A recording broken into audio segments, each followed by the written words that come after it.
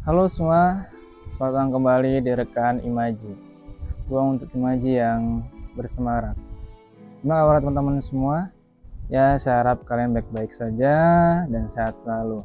Dan ini mohon maaf, saya baru lanjut konten di rekan Imaji lagi karena banyak kesibukan dan beberapa masalah yang rumit saya harus selesaikan. Jadi waktunya baru senggang di kesempatan kali ini. Jadi mumpung senggang, saya buat video baru untuk rekan Imaginers semua. Nah, jadi buat teman-teman Imaginers, topik kali ini yang mau saya bahas adalah masih dari kata bijak Maulana Jalaluddin Rumi yang kalimatnya berbunyi seperti ini.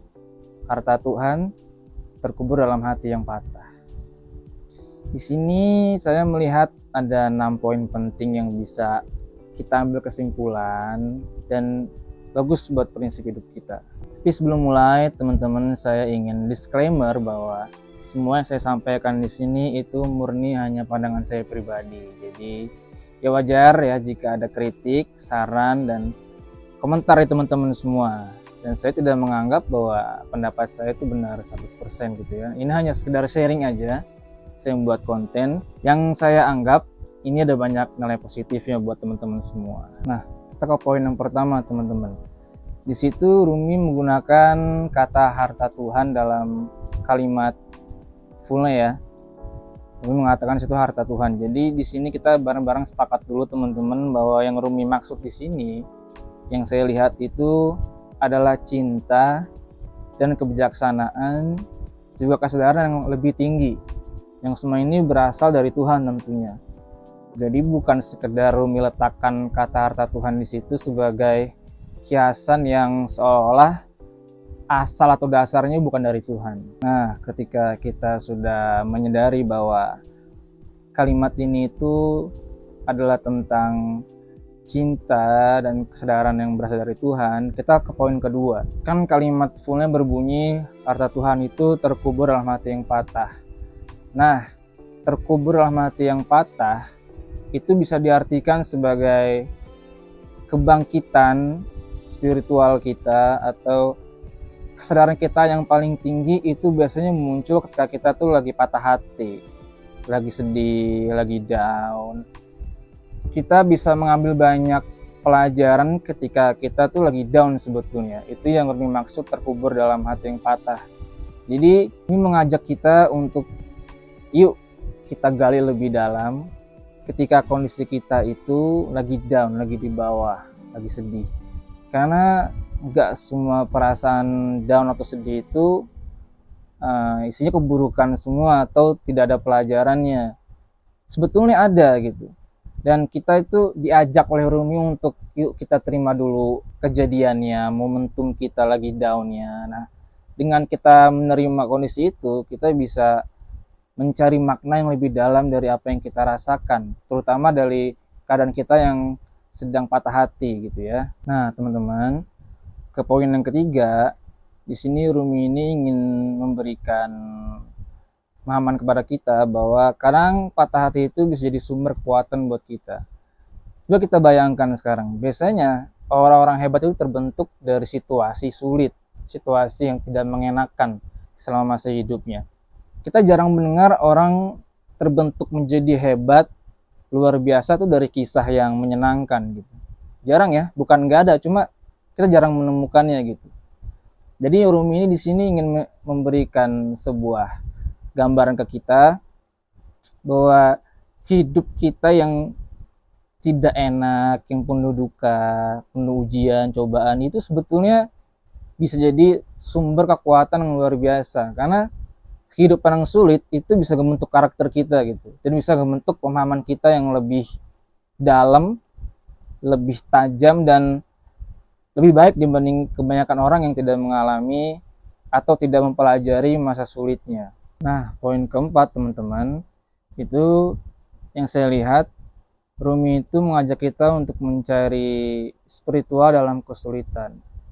Maksudnya gimana? Maksudnya begini, kita diajak untuk menjadi bijaksana, menerima kelemahan kita dan ketidakberdayaan kita ketika mengalami kondisi yang tidak baik atau lagi patah hati. Nah, di sini Rumi itu ingin menegaskan seolah-olah untuk tumbuh, untuk kita berkembang lebih baik dan menjadi tangguh, itu caranya dengan kita menerima kesulitan gitu ya, kita hadapi kesulitan itu dengan bijak.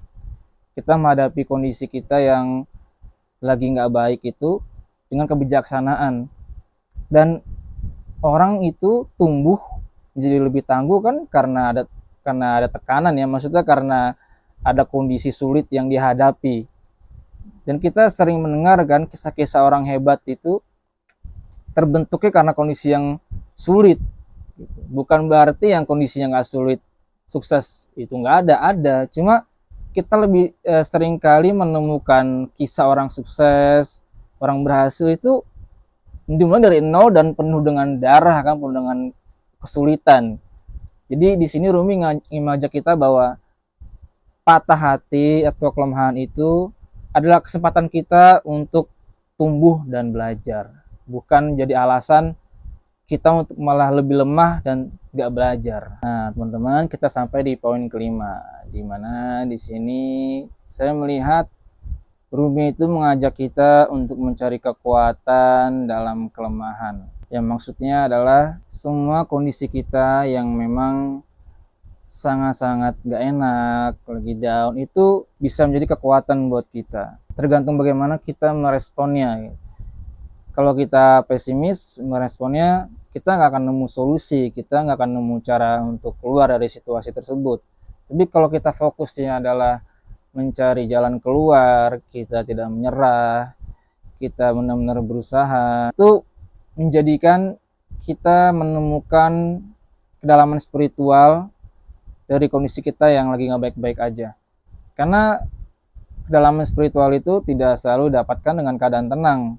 Ada kalanya kita lagi susah, kita lagi nggak mampu, dan kita benar-benar menerima keadaan kita tersebut, dan kita pelajari dengan baik, justru malah kita menemukan gerbang spiritual yang lebih baru, dan bisa menjadi makna dalam kehidupan kita. Jadi kuncinya memang kita nggak bisa abaikan untuk terlebih dahulu menerima kesulitan itu. Jangan kita tolak atau kita denial ya, seolah semua hanya menyusahkan kita. Dan sekarang kita ke poin yang terakhir teman-teman, yaitu poin di mana Rumi mengajak kita refleksi dan introspeksi diri kita sendiri, yang dimana kita harus benar-benar bisa memahami diri kita sendiri dan memahami pengalaman hidup kita yang udah kita lalui, terutama pengalaman hidup yang sulit gitu ya, yang penuh dengan ujian gitu. Jadi kalimat harta Tuhan terkubur dalam hati yang patah itu sebetulnya adalah kesadaran spiritual yang paling tinggi yang memberikan kita gerbang pandangan baru bahwa Tuhan itu sangat dekat sama orang yang hatinya patah, bukan dekat dengan orang yang lagi bahagia.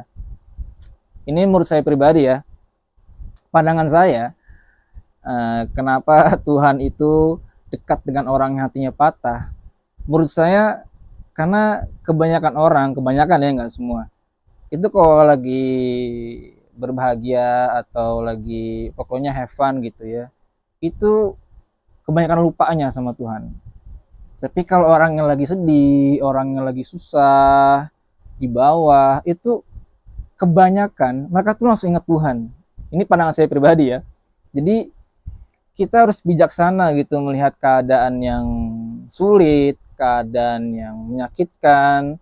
Gak semuanya itu kayak seolah hukuman yang berat buat kita, atau seolah seperti hantaman kematian buat kita. Ini adalah kondisi di mana Tuhan tuh lagi ingin memberikan gerbang pandangan spiritual yang baru buat kita semua. Makanya Rumi di situ menggunakan kata harta Tuhan. Itu unik ya. Jadi Rumi itu mengajak kita untuk memahami kondisi kita yang gak baik-baik aja dengan sangat-sangat bijaksana dan sangat-sangat baik gitu. Dimana kita pada akhirnya nanti ketika kita udah praktek kalimat ini, itu jadinya gak selalu mandang negatif akan kondisi sulit yang kita hadapi.